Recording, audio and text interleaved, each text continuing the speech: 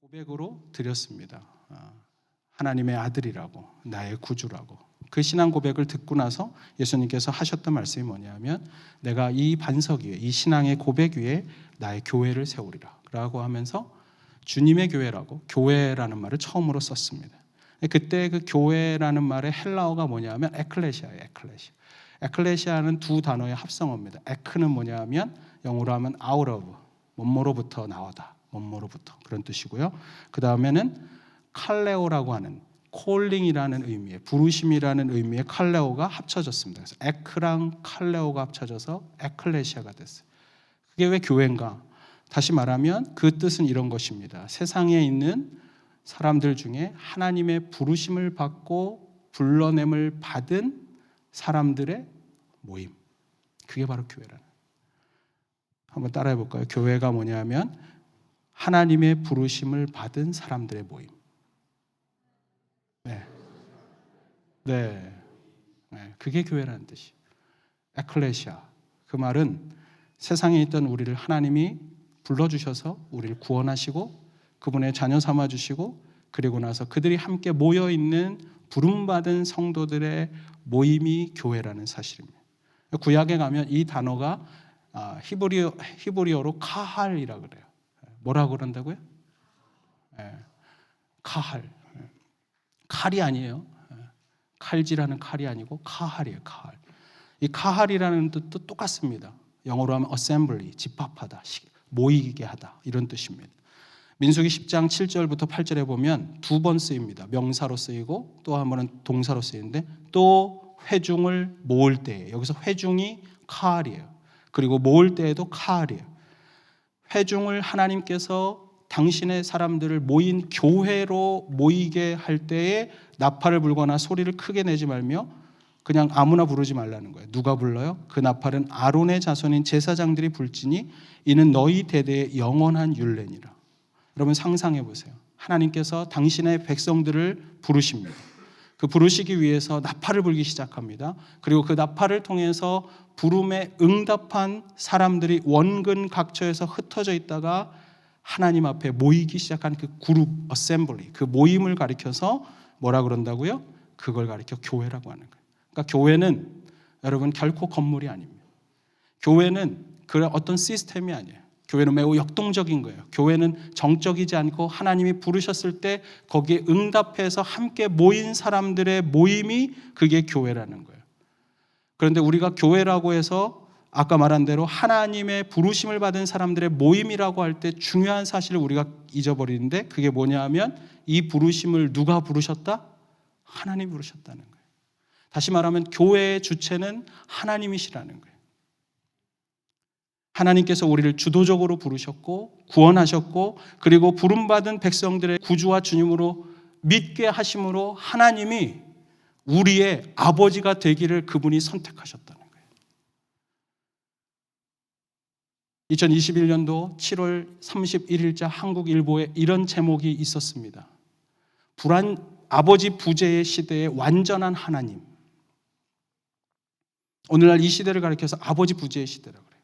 아버지가 있지만 아버지가 나의 삶에 그렇게 피부에 와닿지 않아요.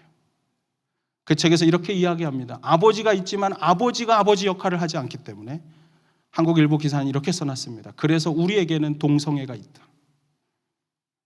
아버지가 아버지의 역할을 하지 않고 아버지가 자녀들에게 아버지로서 가져야 될 모습을 보이지 못하고 관계성을 잃어버렸기 때문에, 그래서 자녀들이 아버지와의 관계에서 아버지를 바라보지 않고 있기 때문에 그들은 아버지됨이 무엇인지, 자녀됨이 무엇인지, 아들과 딸로서, 남자와 여자로서 이 땅에 부름받은 정체성에 대해서 전혀 모른 채 살아가기 때문에 그들은 동성애를 하고 잘못된 가치관에 빠져서 사는 것이다.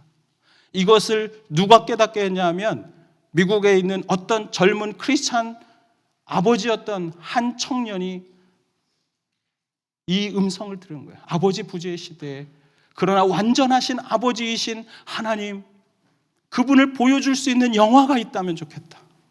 그래서 2021년도에 코비드가 한창일 때 미국에서 그 영화가 흥행하기 시작했어요.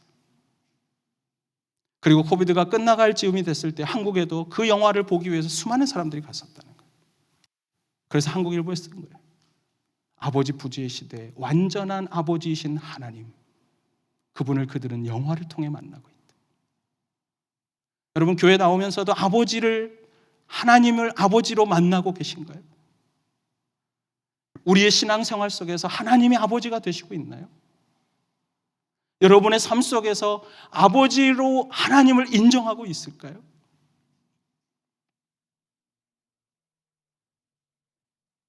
오늘 성경에 보면 오늘 본문의 2장 9절은 이렇게 이야기해요. 그러므로 이제부터 너희는 외인, 다시 말하면 에일리언이에요. 영어 성경에는. 외국인이 아니고 관계성이 없는 존재가 아니고 그렇다고 나그네도 아니고 우리는 오직 성도들이요 그리고 하나님의 권속이라. 제가 교회 나오면서 되게 어려운 말이 권속이었어요. 우리 성경 읽다 보면 이런 거 되게 많아요. 그죠? 이런 걸 모르는 이유는 딱 한 가지예요. 읽었거나 아니면 다 이해했거나. 웃자고 한 말인데 저는 읽는데 이해가 안 됐어요. 목사님이 가끔 쓰시더라고요. 권속이라고. 그래서 제가 나중에 아가페 성경 사전을 찾아보니까 거기에 이렇게 써 있어요. 권속, 쉽게 말하면 패밀리라는 거예요. 패밀리. 우리는 하나님이 아버지 되신 가족이다. 그런데요, 우리는 신앙생활을 하면서 하나님을 아버지 자리에 놓지 않아요. 왜 그럴까? 여러분, 하나님이 내 아버지라는 것을 인식하지 않기 때문에 우리는 신앙생활을 하면서 매우 힘든 그런 과정을 거치는 거예요. 교회란 하나님을 아버지로 모시는 하나님의 가족 공동체. 그래서 교회가 교회로서 제대로 회복되고 제대로 기능하기 위해서는 그 교회에, 그리고 그 교회가 아까 말씀드린 대로 이런 시스템이나 건물이 아니라 하나님의 부르심을 받은 구원받은 자들의 그런 모임이라면 구원받은 백성들의 삶 속에 하나님이 아버지로 자리매김을 하여야 한다는 거예요. 그럴 때만 온전히 교회가 되고 그럴 때만 온전한 신앙생활이 가능해요. 자, 그렇다면 중요한 질문이 이것입니다. 어떻게 하면 하나님이 내 아버지가 되시고 하나님이 아버지의 자리에 그대로 머물 수가 있을까요? 오늘 이 시대는요, 아버지를 굉장히 폄하하는 시대예요. 아버지 부재 시대의 이유는 뭐냐 하면 아버지가 역할을 못해서가 아니에요. 저는 아버지가 역할을 못했다고 생각하지 않아요. 아버지가 권위적이어서 우리와 소통이 안 돼서 아니요. 그 근본에는 이거예요. 아버지를 아버지로 인정하지 않는 마음이 우리 안에 너무 많은 거예요. 옆에 있는 아버지에게 이렇게 인사해 보세요. 당신을 아버지로 인정합니다. 아버지가 안 계셔가지고 다들 남편만 있어가지고 지금 인사를 안 하시는데, 저는 우리 자녀들이 좀 그랬으면 좋겠어요. 아버지를 아버지로 여기는 거예요. 그럼 어떻게 하나님을 내 아버지의 자리에 둘까? 첫째 이것입니다. 철저하게 하나님을 아버지로 인식하는 거예요. 하나님을 아버지라고 내가 안 되더라도 각인해서라도 인식해야 돼요. 몇 년 전에 초등학교 2학년 아이가 이런 시를 썼는데 아버지들이 엄청 화가 났어요. 시 제목이 이겁니다. 아빠는 왜? 제가 읽어드릴게요. 초등학교 2학년 아이가 쓴 시예요. 엄마가 있어서 좋다. 나를 예뻐해 주셔서. 냉장고가 있어서 좋다. 나에게 먹을 것을 주어서. 강아지가 있어서 좋다. 나랑 놀아주어서. 아빠는 왜 있는지 모르겠다. 여기 계신 분들 중에 아버지들이 상당히 지금 안 웃고 계신데 저는 그 마음을 이해합니다. 저도 이 시를 보면서 굉장히 불편했습니다. 그런데 이게 요즘 초등학교 아이들, 저학년 아이들이 경험하고 있는 가정에서의 아버지예요. 그런데 제가 이 시를 인용한 이유는 이겁니다. 이 모습이 예수님 당시의 이스라엘의 영적인 상황과 똑같았다는 거예요. 여러분, 그때 당시에 바리새인과 서기관들에게는 종교적인 열심이 있었습니다. 최근에 번역된 책 가운데 이런 책 제목이 있어요. 당신의 열심이 위험한 이유. 당신의 열심이 위험한 이유. 그 책에서 지적하는 것은 이것입니다. 과거 예수님 당시의 바리새인들 가운데 하나님에 대한 열심이 있었고, 그래서 종교적인 열심을 다했고, 열심히 예배했고, 열심히 기도했고, 열심히 공부하고 가르치기까지 했고, 그들은 기도했고, 그리고 금식했어요. 그러나 그런 삶의 모습 속에 그들은 하나님과의 관계가 보이지 않았다는 거예요. 여러분, 성경 복음서를 보면 예수님께서 안식일에 손이 마른 자를, 평생토록 손이 말라서, 그거 오늘날로 바꾸면 이거예요. 원인 모르는 병에 걸려갖고 몸이 다 피부가 말라 비틀고 힘이 없고 가죽이 아무런 힘도 얻지 못하는, 여러분, 그런 사람을 안식일에 예수님이 고쳐주셨으면 보통의 사람들은 이런 마음 같습니다. 와, 놀라운 일을 행하셨네. 근데 저 사람 얼마나 힘들었을까? 고쳐주셔서 참 감사하다. 바리새인들 어떻게 했어요? 와서 이렇게 말했어요. 당신은 종교적인 거 어겼어. 그들은 하나님의 열심으로 예수님을 죽이고자 했습니다. 왜 그런 줄 아세요? 하나님 앞에 기도는 하는데 진짜 하나님과의 관계는 안 돼 있는 거예요. 하나님과 관계가 안 돼 있어요. 그러면 하나님이, 구약에 있는 하나님은 우리가 지금 얘기하는 아버지처럼 친근한 아버지 하나님은 아니신가? 아니요. 제가 구약 성경을 보니까 우리의 하나님은요, 여전히 아버지셨어요. 우리에게는 진노의 하나님인 것 같고, 그래서 벌 내리는 하나님인 것 같고, 완고한 아버지라도 완고하거나 심판하거나 채찍드는 아버지라고 생각할지 모르지만, 이사야서에 보면 이사야는 이렇게 고백합니다. 63장 16절에 주는 우리 아버지시라. 아브라함은 우리를 모르고, 다시 말하면 우리 조상들은, 여러분 인생 살다 보면요, 아버지가 아들을 인정 안 해요. 내 아버지가 나를 인정 안 해. 장인이 나를 인정 안 해. 내 조상들도 나를 인정하지 않고, 아브라함도 나를 인정하지 않고, 이스라엘도 내 이웃도 다 인정하지 않지만 여호와여, 그러나 주는 내 아버지십니다.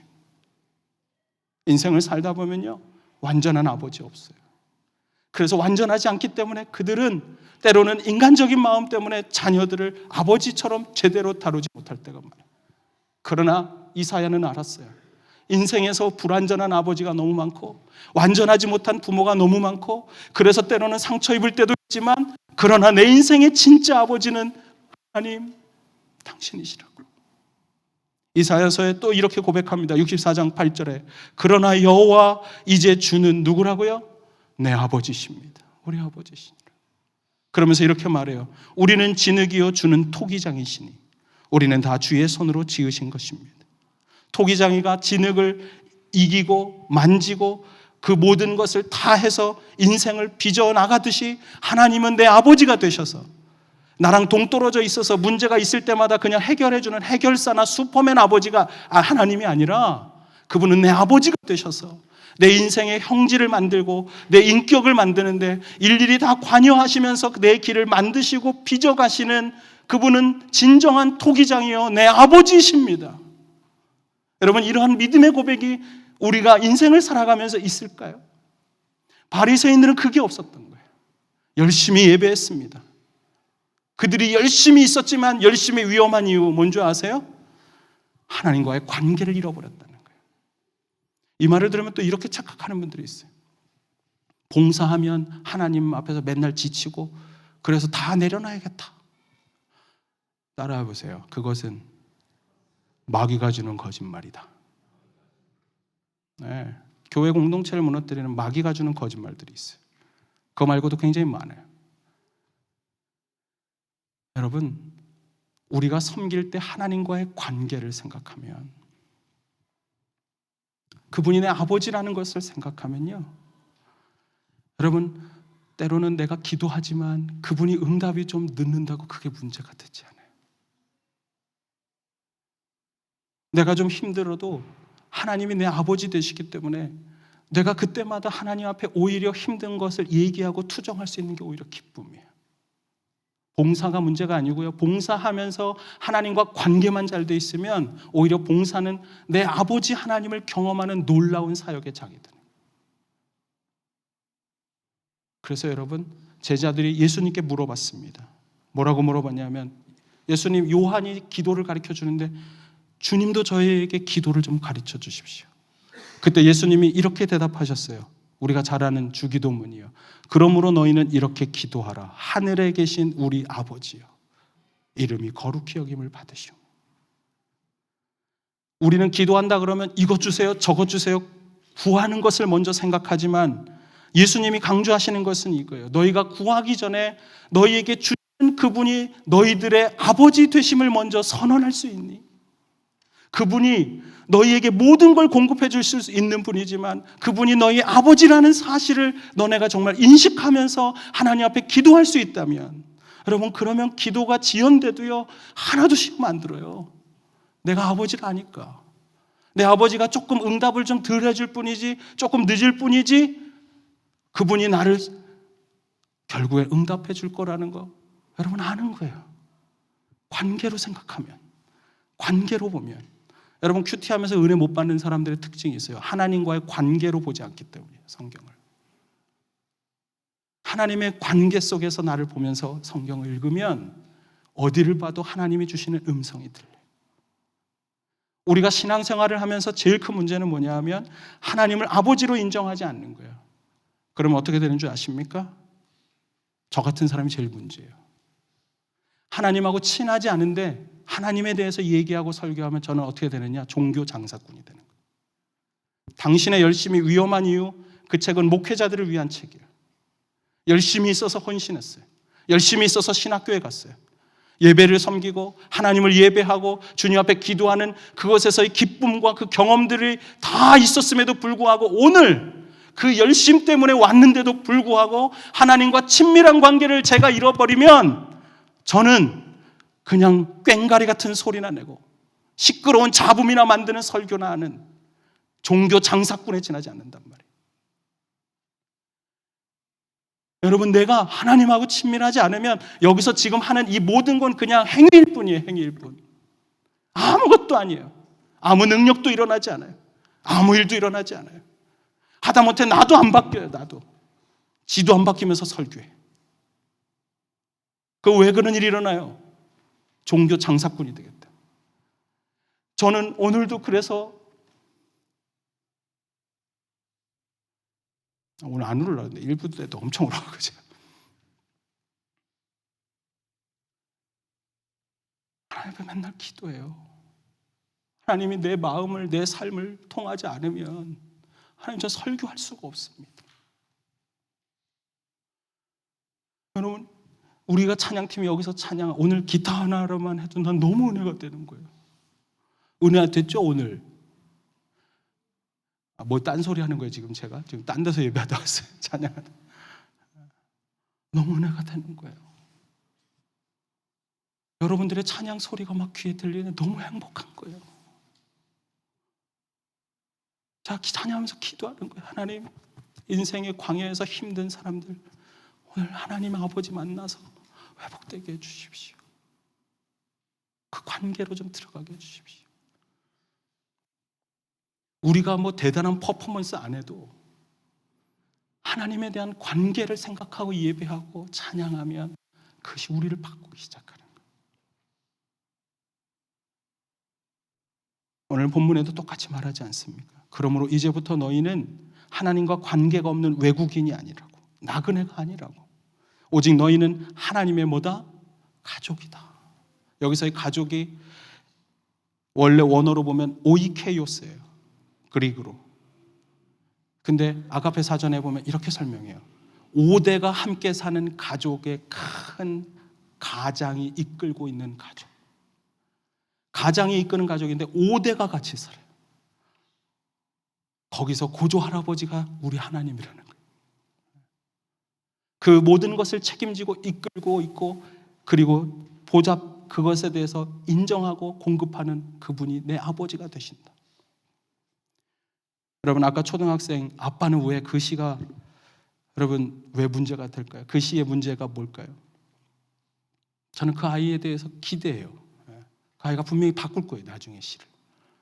왜냐하면 초등학교 2학년은 미숙하기 때문에. 초등학교 2학년 아이는 아직 어리다는 거잖아요. 그죠? 미숙하고 어리기 때문에 뭐가 있어요? 눈에 보이는 것만 보는 거예요. 먹을 것 주는 엄마가 그래서 좋고, 냉장고에 먹을 게 많아서 좋고, 집에서 키우는 강아지가 나랑 놀아주는 것 같아서 좋은 거예요. 그러나 그 모든 것을 누릴 수 있도록 이른 새벽부터 수고하는 아버지의 노력, 아버지의 땀방울, 그것은 보이지 않기 때문에 그 아이는 보이지 않아서 말하지 못하는 거예요. 근데 여러분, 철이 든다는 게 뭔지 아십니까? 우리가 다 알잖아요. 철이 든다는 게 뭐예요? 철없던 이 초등학생 아이가 어느 날 저는 바뀔 거라고 생각해요. 눈에 보이는 것이 다가 아니구나. 내 아버지가 새벽부터 밤늦게까지 정말 우리 가정을 위해, 나를 위해 이렇게 애쓰고 수고하고 이렇게 땀을 흘리고 살아가는구나. 여러분, 그거 깨닫는 게 철드는 거예요. 눈에 보이지 않는 것이 보이기 시작할 때 사람들은 이렇게 말합니다. 철들었다. 저는 여러분들이 영적으로 철들기를 원합니다. 내 아버지 하나님, 보이지 않는 것 같지만 그러나 여전히 내 인생에서 나의 주인이요 내 아버지 되셔서 나를 여전히 이끄시는 하나님을 볼 수 있는 영적으로 철이 든 사람. 제가 대구에 우리 아내를 처음 만나러 갈 때 사투리를 하시더라고요. 사투리. 저 그 단어 몰랐어요. 경상도 사투리. 저한테 이렇게 물어요. 시근은 들었는가? 알아듣는 분은 저 경상도 분. 예. 제가 그 말이 뭔 소리인지 어떻게 알아요? 그래서 제가 이게 식혜를 얘기하는 거예요. 시근은 들었는가? 들었다 그러는데 이게 뭐지? 그러면서 막 웃으시더라고요. 저 시근이 철이에요. 철. 자네 철은 들었나? 결혼하겠다고 왔는데 그 많은 분들 앞에서 딱 묻는 거예요. 당신 철 들었어? 우리 옆 사람한테 물어보겠습니다. 시근은 드셨습니까? 네.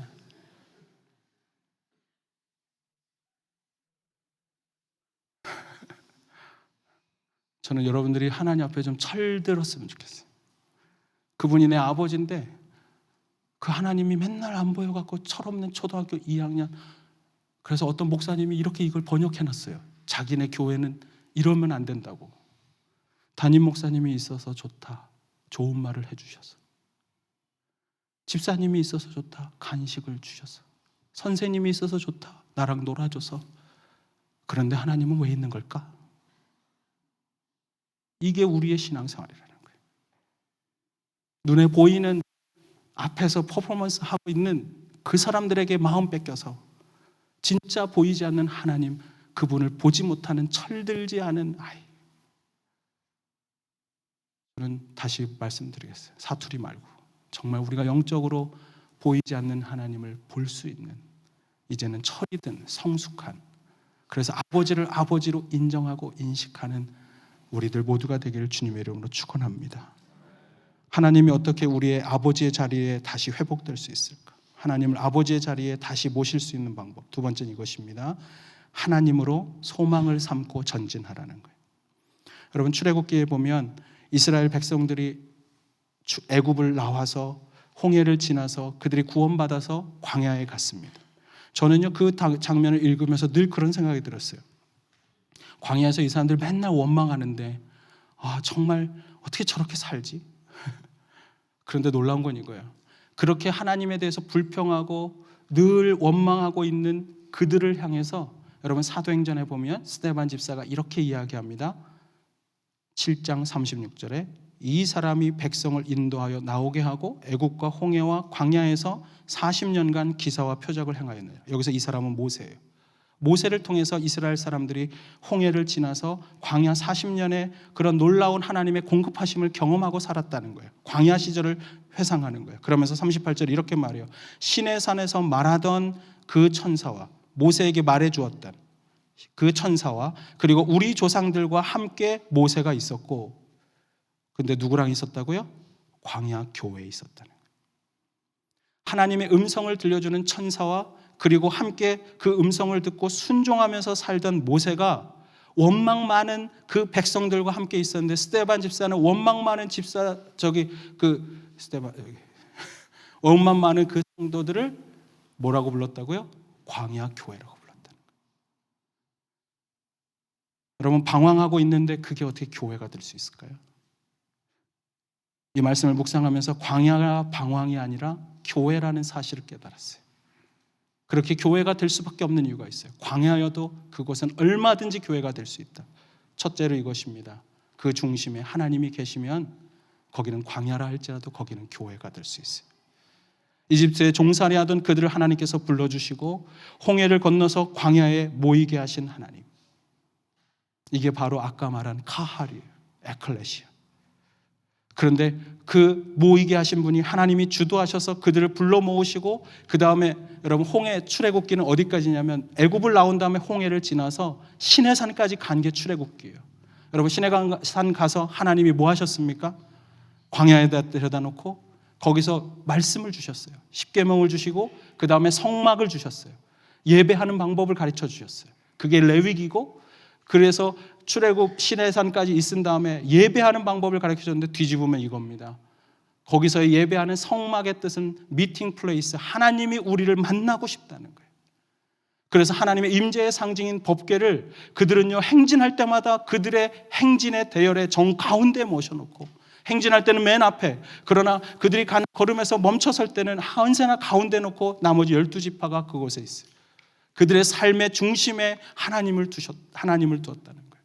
하나님의 말씀이 그들의 인생을 이끌고 가고 있다는 것을 그들은 인정하고 있었던 거예요. 그런데 중요한 건 이거예요. 그게 무슨 뜻입니까? 여러분, 광야를 이길 힘은 하나님을 중심에 둔 사람만 광야를 이길 수 있다는 거예요. 광야를 건너는 이유, 하나님이 거기에 우리를 인도하신 이유, 그분의 공급하심과 그분의 인도하심을 경험하면서 우리는 하나님을 중심으로 뒀을 때만 거기서 하나님의 인도와 주도권을 경험하는 거예요. 여러분, 교회가 제대로 교회다운 모습으로 살아가려면 두 번째, 하나님의 공급하심을 경험해야 돼요. 40년 광야의 특징은 이것입니다. 한마디로 결핍이에요. 부족한 거 투성이에요. 이것도 부족하고 저것도 부족하고 다 모자라요. 늘 힘들어요. 그들이 너무너무 결핍돼 있었을 때 목이 마르면, 그런데 하나님이 반석을 쳐서라도 생수를 주셨어요. 뜨거운 태양을 피하도록 구름 기둥을 만들어 주시고, 그리고 밤의 추위를 떨지 않도록 불기둥으로 인도하신 분이 하나님. 여러분, 저는 출애굽기 보면서 제일 이해가 안 되는 게 아간 사건이에요. 아간 사건. 아간이요, 어떻게 그럴 수가 있어요? 우리는 하나님이 눈에 안 보이니까 죄 짓는다고 치고, 그런데 구름 기둥과 불 기둥으로 내 위에서 하나님이 인도하시는 게 뻔히 보이는데, 여러분, 그 불 기둥 밑에서 아간이 음란한 죄를 짓습니다. 그런데 놀라운 건요, 그분이 하나님이에요. 하나님이 주시는 놀라운 은혜의 구름 기둥과 불 기둥 밑에서 죄 짓고 있는 그 아간을 보면서도 그 백성들 저 같으면요 그렇게 두지 않고 그냥 불기둥을 걷어갔을 것 같아요. 그만뒀을 것 같아요. 그런데도 여전히 그들을 인도하세요. 회개하고 돌아오라고. 여러분, 우리 아버지들이 그렇잖아요. 여러분, 아버지가 그렇다고 자식이 잘못했다고 아버지 안 한다 그런 아버지 봤어요? 자식은 그러고 뛰쳐나가더라고요. 집 나가는 아들은 봤어도 그렇게 나가는 아버지였어요. 우리 하나님의 아버지 그러지 않아요. 내 인생에 어려움이 있고 괴로움이 있을 때 오히려 그것을 아시고 입히시고 먹이시고 공급하시는 분, 그것을 경험하는 게 광야고, 그게 바로 교회예요. 여러분, 지금 내가 광야에 있는 이유는 이것입니다. 한번 따라해 볼게요. 내가 광야에 있는 이유는 아직도 공급받을 게 많아서다. 내가 인생을 살다 오늘 왜 광야에 있을까? 왜 낭떠러지 있을까? 여러분, 나를 공급하시고 인도하시고 베푸시는 그 하나님의 인도하심이 내게 더 필요하기 때문이에요. 나는 그 하나님이 보이지 않아서 때로는 그분이 없어도 괜찮을 것 같았지만 어느 날 내가 고난 앞에서 하나님을 보는 거예요. 그리고 그분이 나를 여전히 사랑하시고 인도하시는, 아까 스바냐의 말씀 있는 말씀처럼 우리를 여전히 기뻐하시고 잠잠히 사랑하시고 우리를 즐거워하는 것을 마다하지 않는 그 하나님. 여러분, 내가 광야에 있는 이유는 아직도 하나님이 우리에게 베푸실 은혜와 공급하심이 많기 때문이라는 사실을. 여러분, 광야에서 원망하거나 불평하지 마세요. 오히려 하나님을 내 아버지로 두신 사람들은 이렇게 고백할 수 있습니다. 하나님, 주님이 주실 일이 더 기대가 됩니다. 내가 바닥을 칠수록 나는 이제 하나님의 그 놀라운 손길을 따라 주님을 소망 삼고 내가 올라갈 일만 남았습니다. 저는 그 하나님을 여러분들이 소망으로 믿음의 삶에서 인도함을 받는, 그래서 광야를 지나지만 거기서 공급하시는 놀라운 하나님의 임재를 스데반처럼 고백하고 그것을 나눌 수 있는 그런 여러분의 삶이 되길 주님의 이름으로 축원합니다. 우리가 하나님을 어떻게 아버지의 자리에 다시 회복시켜 드릴 수 있는가? 마지막 세 번째로 이것입니다. 하나님을 찬양하는 기쁨을 누리면서 살라는 거예요. 하나님을 찬양하는 기쁨을 누리면서. 오늘 말씀을 준비하면서 제 마음이 제일 힘든, 정말 이 부분을 설교해야 되나 한 게 이 부분이에요. 왜냐하면 저는 가만히 보니까 별로 하나님을 안 찬양해요. 여러분 하나님 많이 찬양하십니까? 교회 와서 찬양하는 거 말고. 그런데 설교할 수 있는 이유를 발견했어요. 그 이유는 하나님은 내가 그렇게 찬양하지 않고 찬양하지 하는 것에 마음이 없어도 나를 통해 하나님은 찬양받기를 원하신다는 사실이에요. 에베소서 1장 5절부터 6절에 이렇게 써 있습니다. 그 기쁘신 뜻대로 우리를 예정하사 예수 그리스도로 말미암아 자기의 아들들이 되게 하셨으니. 지금 예수 그리스도의 십자가를 통해서 하나님이 어떻게 하셨다고요? 원래 이 1장의 3절에 보면 창세전부터 우리를 구원하기로 결정하셨다는 거예요. 그리고 나서 그 아들을 보내셔서 자기의 아들들이 하나님의 아들이 되도록 우리를 자녀 삼아 주셨다. 그 이유가 뭔가? 우리가 하나님의 자녀가 되고 아버지가 하나님이 우리 아버지이신 이유. 6절 같이 읽어보겠습니다. 시작. 이는 우리에게 거저 주시는 바 그의 은혜의 영광을 찬송하게 하려는 것이라. 하나님을 찬양하라는 거예요. 하나님을 우리를 구원하시고 우리로 교회로 있게 하신 이유, 하나님의 영광을 경험하고 공급하시는 그 하나님을 우리가 누렸다면 그것에 대해서 찬양하고 영광 돌리라는 거예요. 여러분 찬송이라는 뜻이 우리가 잘 아는 할렐루야의 어원인 할랄이에요. 할랄. 할렐루야는 여호와 하나님을 찬양하라 이런 뜻이지만 할랄은 찬송이라는 뜻이에요. 근데 할랄의 원래 의미가 뭔지 아세요? 한번 따라해 보겠습니다. 자랑하다. 두 번째는 더 획기적이에요. 완전 웃겨. 뭐 큰 소리로 해보겠어요. 떠버리다. 여러분 찬양의 뜻이에요. 하나님을 막 떠벌리고 다니는 거예요. 하나님이 나에게 한 일을 떠벌리는 거예요. 제가 옛날에 한국에 있을 때 보니까 그런 얘기 하시더라고요. 시니어 분들. 아마 우리 어른들 목장에서도 그럴지 몰라요. 목장만 가면 손자 자랑해. 손주 자랑. 그래가지고 어떤 분이 그러더라고요. 자랑하려면 10만 원 내. 와, 근데 제가 보니까 10만 원 내고 자랑하는 분 봤어요. 얼마나 자랑하고 싶은지. 제가 이번에 신방 갔는데 어떤 분이 계속 이렇게 보여주는 거예요. 막 얘기하다 말고 갑자기 손녀를 이렇게 보여주셨어요. 밥 먹다가. 걔가 기저귀 차면서 왔던 것 같은데 그새 커가지고 너무 이쁘게 자란 거예요. 근데 저도 너무 좋은 거예요. 여러분 제가 속으로 그랬어요. 집사님이 정말 나한테 보여주고 싶은 게 꼭 이거였겠어요? 그런데 그냥 늘 내 마음속에 있으니까 이걸 자랑하고 보여주고 싶은 거예요. 목사님 그러면서 핸드폰을 샥 해가지고 여러분 제가 하고 싶은 말 뭔지 아세요? 여러분 정말 사랑하고 정말 즐겁고 정말 좋고 그러면요 벌금 10만 원 내구소라도 자랑하는 거예요. 여러분 하나님에 대해 그런 마음이 있을까요? 하나님이 정말 막 떠벌리고 싶을, 이거는 너무 웃긴 거예요. 떠벌린다는 말이. 찬양이 떠벌린다는 거예요. 다른 말로 하면 자랑하는 거예요. 여러분 인생 살면서 하나님 그렇게 자랑해 봤어요? 제가 보니까 저는 안 자랑하더라고요. 성수 형제가 하이파이브 하려니까 하는 거지. 여기 와가지고 웃으면서 찬양하려니까 웃을 뿐이지 속으로는 하나도 안 웃어. 나는 하나님을 안 기뻐해. 하나님을 자랑하고 싶은 마음이 없어요. 그런데요 여러분 그게 인생이에요.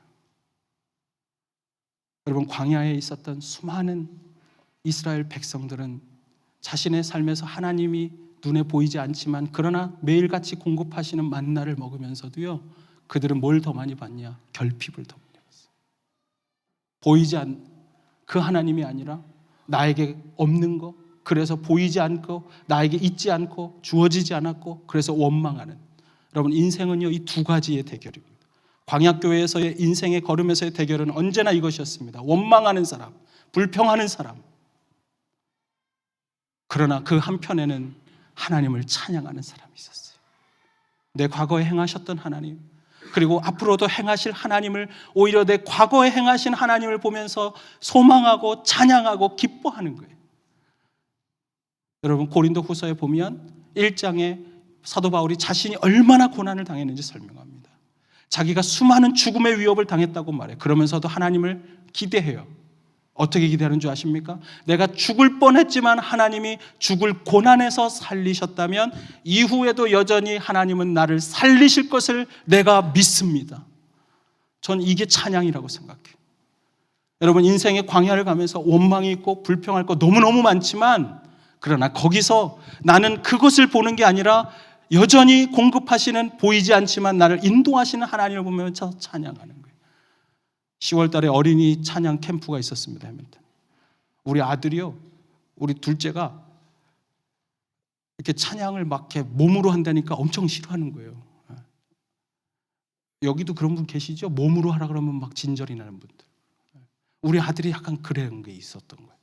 그래가지고 근데 우리 아동부 다 신청했는데요, 한 놈이 안 했어. 우리 아들이 안 했어요. 그래가지고 제가 야, 네가 목사 아들인데 이렇게 말하고 싶었지만 이렇게 말은 안 하고 이렇게 말했어요. 야, 첫날 한 번만 가봐.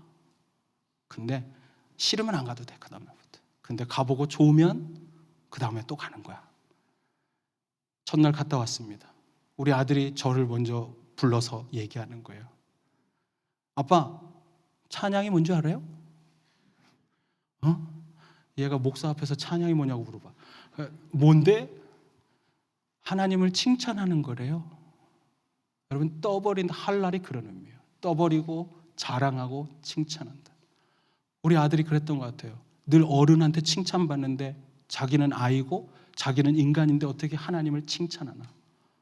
근데 하나님을 칭찬하라는 말이 너무너무 새로웠다는 거예요. 아빠, 너 너무 신기했어요. 우리가 노래하고 이러하는 게 하나님을 칭찬하는 거래요.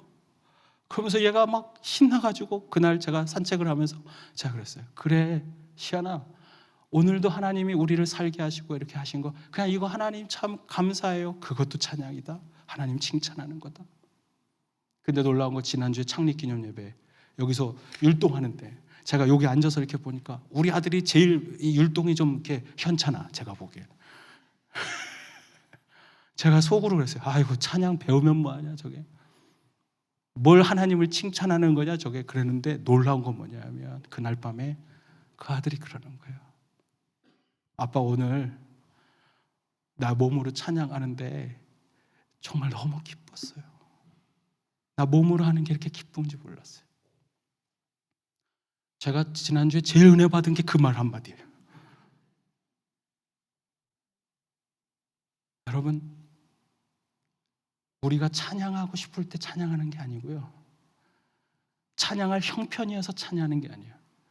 제가 그날도 다시 깨달았어요. 내 상황과 형편은 찬양하기엔 어렵고 하나님 앞에 원망을 말하고 싶고 불평을 말하고 싶지만, 그러나 오히려 자꾸 하나님을 찬양하라고, 하나님이 나의 아버지 되신데 그 아버지가 한번 칭찬 한번 듣고 싶은데 그때 내가 정말 그냥 억지로라도 한번 찬양해보자. 그리고 하나님을 높여드리고 얘기하고, 하나님 당신은 위대하십니다. 주님 날 구원하신 구원자입니다. 저 너무너무 감사합니다. 그걸 자꾸 이야기하다 보면요, 찬양이 나를 압도하는 거예요. 원망하고 불평하고 있는 내 인생을 찬양이 압도하고 기쁨이 압도하고 나를 인도하신 그 하나님의 놀라운 은혜가 우리의 인생을 갑자기 찬양, 진짜 찬양으로 바꿔주시는 거예요.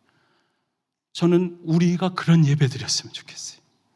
여러분들이 그런 삶을 살았으면 좋겠어요. 여러분, 정말 하나님을 찬양하십시오. 저는 부끄럽지만 목사라도요, 평상시 하나님 안 찬양하더라고요. 우리 아내가 놀래 자빠진 게 있어요. 전도사랑 결혼하면 엄청 찬양하고 예배 많이 하는 줄 알았대요. 제가 그랬어요. 나 밖에서 많이 해.